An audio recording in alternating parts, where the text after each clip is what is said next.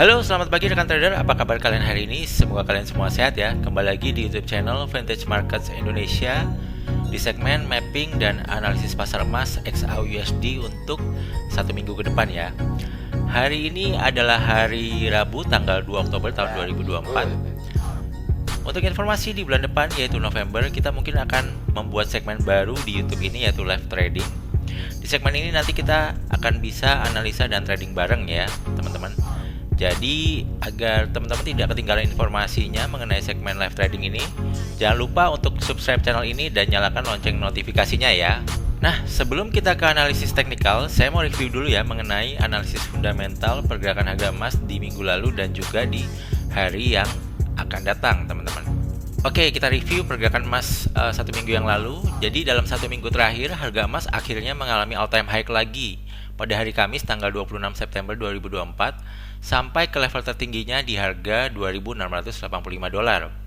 Hal ini terjadi karena ketidakpastian global termasuk potensi perlambatan ekonomi global yang dipicu oleh faktor-faktor seperti pelambatan di Tiongkok dan krisis energi di Eropa. Hal ini tentu saja menambah volatilitas di pasar dan meningkatkan permintaan emas sebagai aset safe haven ya teman-teman. Namun peningkatan dolar AS dan suku bunga membatasi potensi kenaikan emas.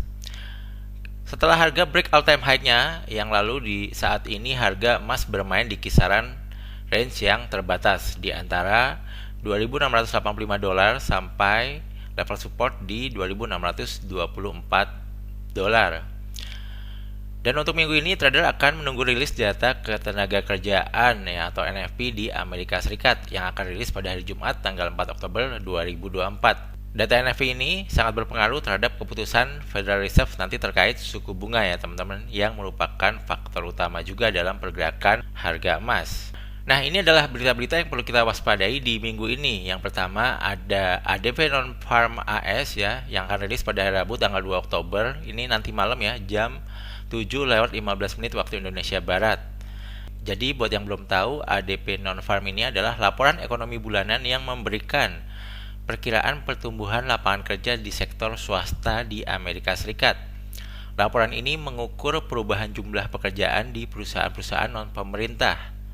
Laporan ADP ini hanya mencakup pekerjaan di sektor swasta dan tidak termasuk pekerjaan pemerintah ya teman-teman. Nah, data ini di bulan yang lalu ini previewsnya 99.000 orang yang mendapatkan pekerjaan, dan untuk di bulan ini forecastnya atau prediksinya di 124.000 orang. Jadi ini artinya ada peningkatan ya teman-teman ya. Nah, jika hasil data actual lebih besar daripada forecast dan previous, maka kemungkinan indeks dolar AS akan menguat dan harga emas akan bergerak turun. Sebaliknya, jika hasil data actual lebih kecil daripada forecast dan previous, maka kemungkinan indeks dolar AS akan melemah dan harga emas akan bergerak naik. Oke, kemudian berita selanjutnya yang harus kita waspadai ada di hari Kamis tanggal 3 Oktober yaitu ISM Service PMI AS ya teman-teman, yang akan rilis pada jam 21 atau jam 9 malam waktu Indonesia bagian barat. Nah, jadi ISM Service PMI AS ini adalah indikator ekonomi yang dirilis bulanan. Laporan ini mengukur aktivitas ekonomi di sektor jasa di Amerika Serikat yang mencakup industri seperti retail, keuangan, perhotelan, kesehatan, dan banyak lainnya yang tidak termasuk dalam sektor manufaktur. Sektor jasa merupakan bagian yang penting dari ekonomi di Amerika Serikat karena menyumbang sebagian besar dari total aktivitas ekonomi di negara tersebut ya teman-teman. Data previous di angka 51,5, nanti di forecast ini angkanya lebih baik sedikit ya, 51,6. Nah, untuk membaca ini kita bisa melihat ya, nanti jika hasil data actualnya di atas 50 itu sebetulnya artinya sektor jasa masih berkembang ya teman-teman. Maka kemungkinan indeks dolar AS akan menguat dan harga emas akan bergerak turun. Sebaliknya, jika hasil data actual di bawah 50 itu artinya sektor jasanya nanti sedang lesu. Maka kemungkinan indeks dolar AS akan melemah dan harga emas akan bergerak naik kembali. Nah, yang terakhir ini adalah berita yang ditunggu-tunggu oleh banyak trader tentunya, yaitu Non-Farm Payroll AS. Ini akan rilis pada hari Jumat tanggal 4 Oktober. Jamnya jam 19.30 waktu Indonesia bagian barat ya teman-teman.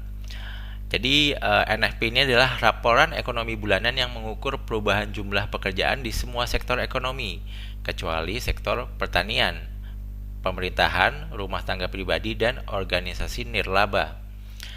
NFP ini adalah salah satu indikator yang paling penting dari kesehatan pasar tenaga kerja di Amerika Serikat.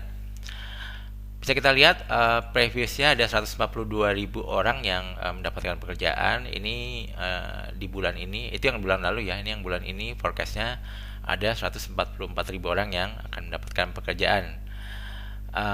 Ini agak lebih baik sedikit ya. Jadi nanti kita lihat jika hasil data aktual lebih besar daripada forecast dan previous, artinya kemungkinan indeks dolar AS akan menguat ya, karena data tenaga kerja di Amerika Serikat semakin membaik ya. Ini efeknya harga emas kemungkinan akan bergerak turun. Nah sebaliknya, jika hasil data aktual lebih kecil daripada forecast dan previous, maka kemungkinan indeks dolar AS akan melemah teman-teman, dan harga emas akan bergerak naik kembali. Nah oke, sekarang kita lanjut ke analisis teknikal ya teman-teman. Bisa dilihat di chart bahwa mapping dan analisa di minggu lalu, area-area yang kita gambar masih bekerja dengan baik ya teman-teman. Jadi ini gambar kita di minggu lalu ya. Jadi waktu kita gambar ini, teman-teman bisa cek di video hari Rabu minggu yang lalu ya. Kita udah buat videonya. Waktu saya menggambar area ini harga lagi ada di sini ya. Dia lagi naik seperti ini ya, lagi sedang naik.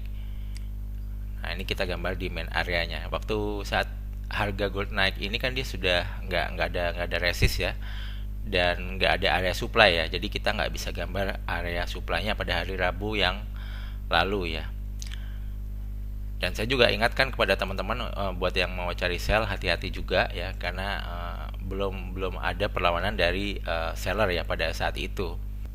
Ternyata ini harga sempat turun dan dia coba break high lagi, tapi cuman sampai sini aja ya. Dia nggak sanggup untuk naik lagi, dia turun. Dan rekomendasi saya di video mapping minggu lalu hanya mencari entry buy, di mana buy-nya yaitu sebaiknya di demand area ya teman-teman ya, di sini ya. Dan ya area ini masih bekerja dengan sangat baik ya. Harga di tanggal 30 September ya, ini mantul ya, cukup lumayan. Semoga teman-teman yang nonton videonya dan sabar menunggu untuk mencari entry buy di spot yang terbaik benar-benar bisa profit ya dari video yang sudah saya sampaikan. Nah, kenapa waktu itu saya saranin buy di sini? Yaitu pertama karena ada trend line, kedua ada demand area, dan di sini juga ada indikator ya, EMA 200 ya, dimana ini juga bisa menjadi level support ya. Jadi level supportnya itu ada 3, trend line, indikator EMA 200 ini, dan demand area ya teman-teman. Jadi ini saya sangat yakin di sini harga kemungkinan besar akan memantul. Oke, bagaimana dengan mapping untuk 1 minggu ke depan? Ditunggu sebentar ya teman-teman, saya gambar dulu dalam beberapa detik. Nah, oke teman-teman, jadi ini ya gambarnya untuk mapping di gold untuk 1 minggu ke depan ya teman-teman ya. Di sini sudah terbentuk supply area ya. Saya gambarnya dari time frame H4 ya, sudah terbentuk supply area di sini. Kemudian demand areanya di sini, dan demand area selanjutnya ada di sini ya. Nah kalau kita lihat ini arah trennya secara keseluruhan, ini sebetulnya trennya masih cenderung naik kuat ya teman-teman. Kalau kita lihat dari time frame daily, ini indikatornya juga masih uptrend, dan di struktur marketnya juga belum ada tanda-tanda turun ya, masih uptrend. Di H4 kemarin udah sempat ada struktur market turun ya di sini, cuman dia kembali naik lagi. Jadi ini struktur marketnya masih naik, dan indikator juga masih uptrend di H4. Di H1 juga sama ya, indikatornya juga belum cross antara EMA 100 dan 200. Artinya di sini overall ya arah trennya masih naik. Nah kalau sudah seperti ini, menurut saya strategi terbaik adalah tetap masih mencari open posisi buy di harga serendah mungkin ya, atau di area demand-nya aja ya di sini ya. Kalau nanti dia turun ke sini bisa buy di sini, atau di area demand yang bawahnya lagi ya di sini ya. Nah karena nanti di hari Jumat ada rilis news NFP, kita nggak tahu efeknya seperti apa. Kadang-kadang bisa aja dia nanti break high lagi ya ketika newsnya jelek, bisa jadi harga emas ini bisa break high supply areanya lagi. Tapi menurut saya sebelum NFP kemungkinan besar ini ya, harga hanya akan bermain-main di sekitaran supply area yang ini dan demand area yang ini ya. Nah, nanti kalau NFP rilis bisa jadi kalau NFP-nya bagus, mungkin harga emas bisa koreksi turun terlebih dahulu ya teman-teman. Tapi tetap secara teknikal ya, kalau dia turun kita bisa cari entry buy di demand areanya. Kalau dia break ini ya teman-teman bisa cut loss dulu. Nanti kalau harga masih turun ke demand area yang ada di sini, bisa cari entry posisi buy lagi di demand area yang bawahnya lagi. Nah, seperti juga yang sudah saya ingatkan ya, kalau misalnya teman-teman mau cari buy atau sell ketika harga memasuki demand areanya ini, misalnya kayak gini ya, ini kan di time frame 30 kan candlenya bearish masih ya. Nah, sebaiknya jangan langsung pas candle bearish ini teman-teman langsung entry buy ya, mungkin tunggu ada candle pembalikan dulu ya, candle pembalikan, atau lihat price actionnya ya. Kalau ada tanda-tanda penolakan di area ini, baru teman-teman bisa entry dengan stop loss, bisa di support yang sementara terbentuk ini atau di bawahnya di main area ini gitu ya teman-teman. Takutnya ketika news bisa aja dia terjadi penurunan yang signifikan ya, contohnya, atau kenaikan yang signifikan ya. Contohnya kayak gini ya, kalau kita lihat di time frame 4 kan ini kan bullish terus ya, bullish. Nah, ini belum ada candle pembalikan. Nah, candle pembalikannya baru ada di sini ya, dan ada di sini. Misalnya ini kalau kita mengacu pada time frame H4. Nah, sama aja nanti kalau misalnya di time frame 30 menit atau H1 dia lagi kencang turun ya, candlenya panjang-panjang kayak gini gitu. Jangan langsung di counter ya kalau bisa ya.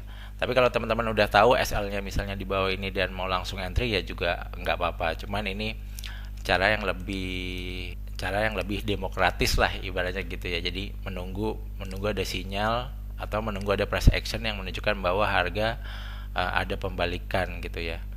Ini kalau kita lihat juga di supply area ya, supply area ini ya. Sebenarnya supply area ini sudah terbentuk semenjak di candle yang ini ya. Nah, di candle yang sini ketika dia tertolak di sini ya. Ya, ini dan ini body candlenya, terus dia turun. Nah, ini sudah terbentuk supply area ya di sini. Nah, cuman karena kita buatnya di hari Rabu, ya udah ini harga mantul di supply areanya ya.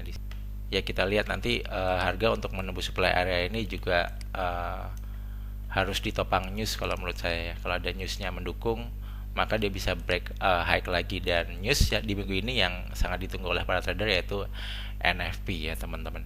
Jadi mungkin seperti itu dulu ya teman-teman untuk mapping dan analisa beserta strateginya di pasar emas XAUUSD. Semoga area-areanya ini mapping-mappingnya ini cukup jelas ya, angka-angkanya kelihatan ya di sini ya. Sekali lagi saya infokan, jika teman-teman ingin video segmen mapping dan analisis emas ada di hari yang lain selain di hari Rabu, bisa minta tolong untuk klik tombol like-nya untuk video ini ya. Dan yang terakhir, semoga bermanfaat. Jangan lupa juga untuk subscribe channel ini. Terima kasih sudah nonton. Sampai jumpa di video yang lain. Thank you guys. Bye.